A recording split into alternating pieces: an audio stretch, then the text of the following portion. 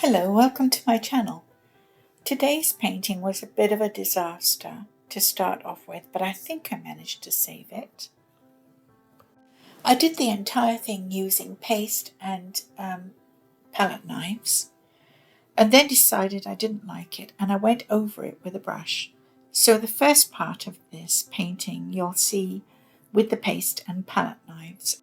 I found this painting, or actually drawing, that I'd done at some point for some project. I don't think I ever painted it, but if I had, it wouldn't have been with paste and palette knives in any case. I started as I usually do with the sky, and I mixed cobalt blue. That's different. I usually use ultramarine, French ultramarine, but I used cobalt today with the acrylic paste and mixed that up. The paste does make it a little bit lighter, and splodged that on, which is my word for what I do because I'm not sure I'm doing it the right way. But I put it on first in horizontal strokes and then decided I liked it in vertical, and then at some point I went back to horizontal strokes, which is why I use the word splodge. I like the lovely textural quality that using paste adds to a painting. I do find it difficult to apply, I'm not going to lie. But yeah, overall I like the effect I get. And it is fun to work with paste on certain paintings. It's more fun than others. I liked working with flowers, roses, hydrangeas, things like that with paste. This is a little more difficult because it's got a lot more sharp edges. I added 2 shades of blue. I think the other was a primary blue, and white toward the end.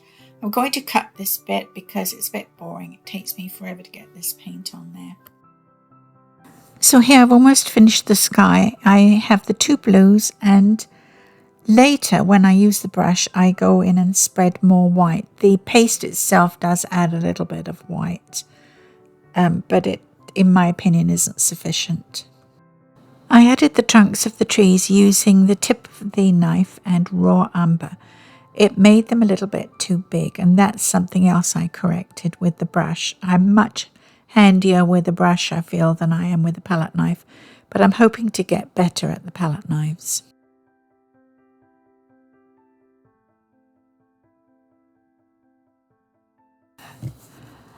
I mixed up a sort of greenish colour for the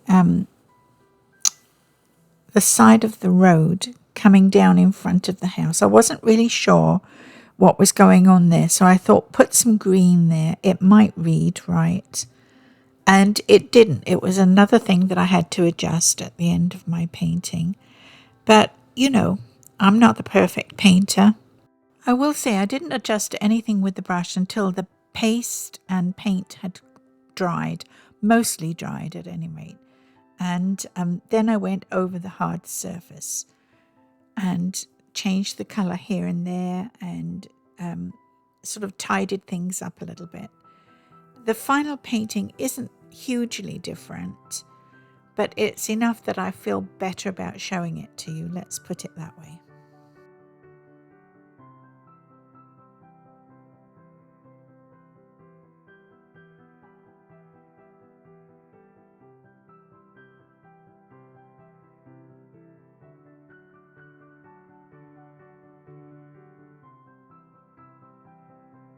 At this point, I'm just sort of getting a mid-tone on the canvas, a paint and paste, and I haven't decided which direction the light is coming from. I maybe should decide those things right up front, but I didn't.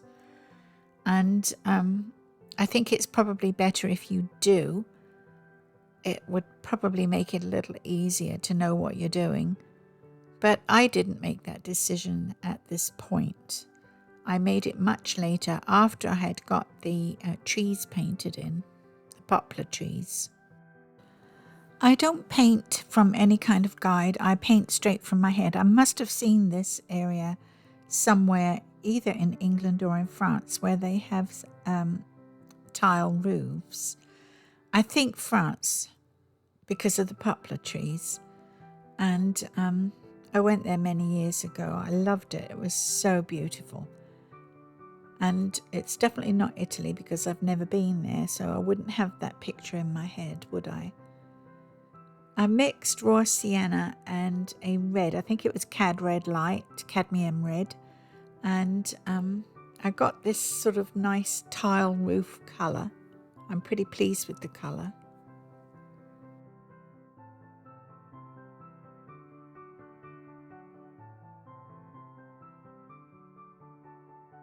I have a hard time putting thin lines of colour on using a palette knife. I'm just not very good with them. But I will keep trying because I like using the paste. And the paste is a bit mucky with the brush. You have to keep washing your brush out. It's not as easy to clean off as a palette knife is with just paper towel. And so I just have to practice more. Here's where I do the trees, and at this point I still had not decided which direction the light should come from. And I did the close trees a yellowish green and the distant trees a bluish green. And I really kind of like the way this looks, but it has no shadow in it or highlight, so it's a bit flat at the moment.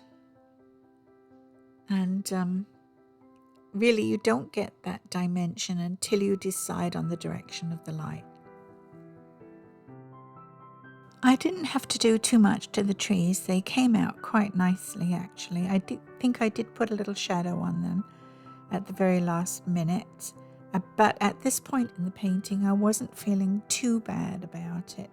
I just was not keen on it when I had finished it. I thought it looked a bit gummy and muddled and needed something to happen. And that's when I brought the brushes out, and I'm more comfortable with brushes, as I said, and had to tidy it up a little bit.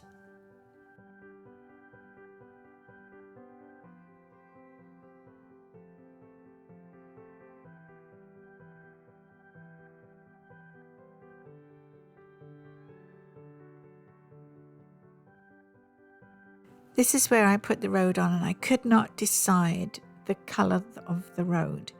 I thought it might be sandy, but then I thought it might be paved, and I just couldn't make up my mind. I went through 3 different colours for the road, and I'm not totally 100% pleased with what I ended up with, but I got to the point where I thought, well, that's all I can do today, and that will have to do.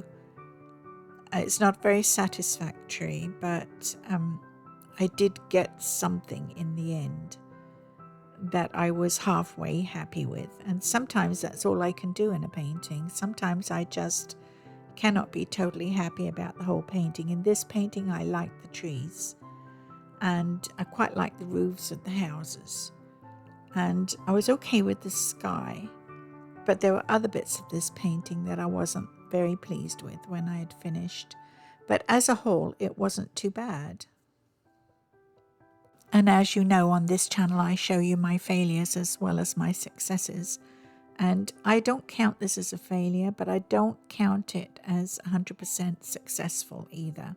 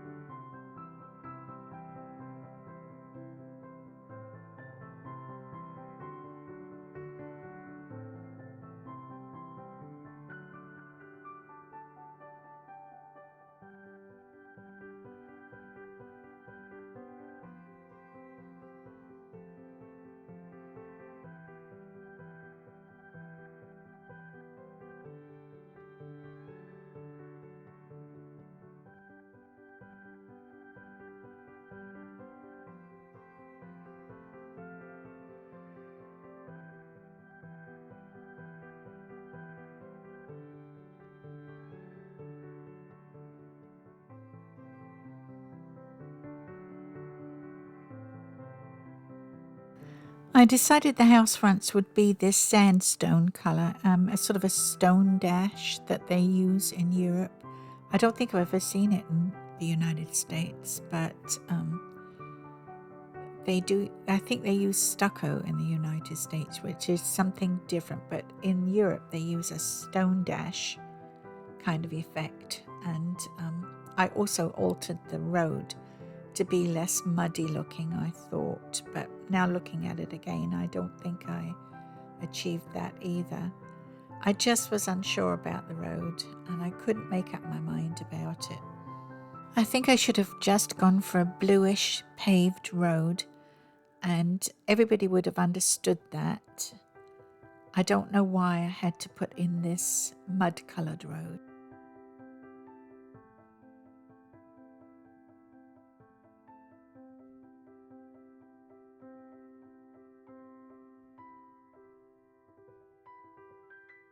I started off with a stone wall here and again, I think I could have achieved it if I had been using brushes, but since I wasn't at this point, I made a mess of it. And I turned it into a shrub hedge, and that was the best I could do.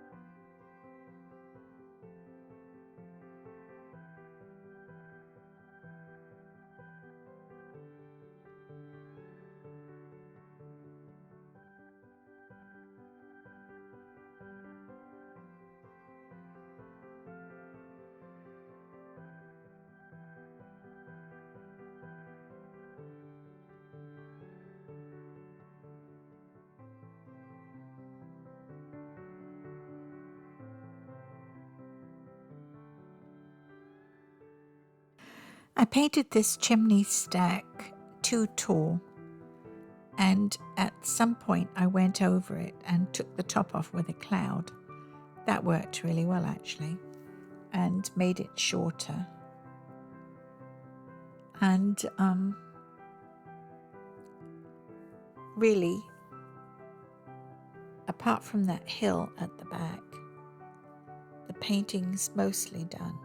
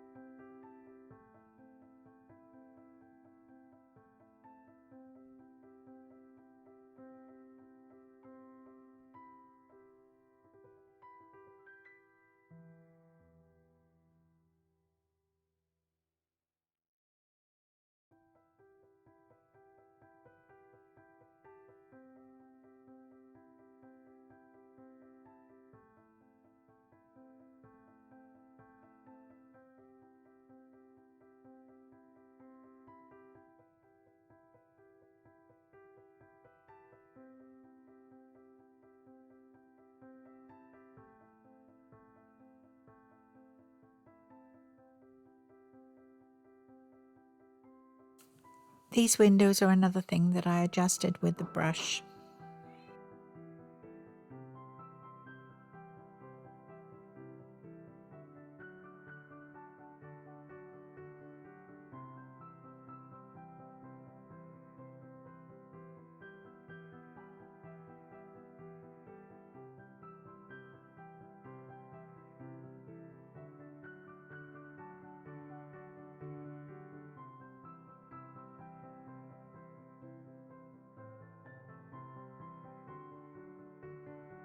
This could be a line of trees, or it could be a hillside. I'm not sure what it is. I'll leave you to decide for yourselves.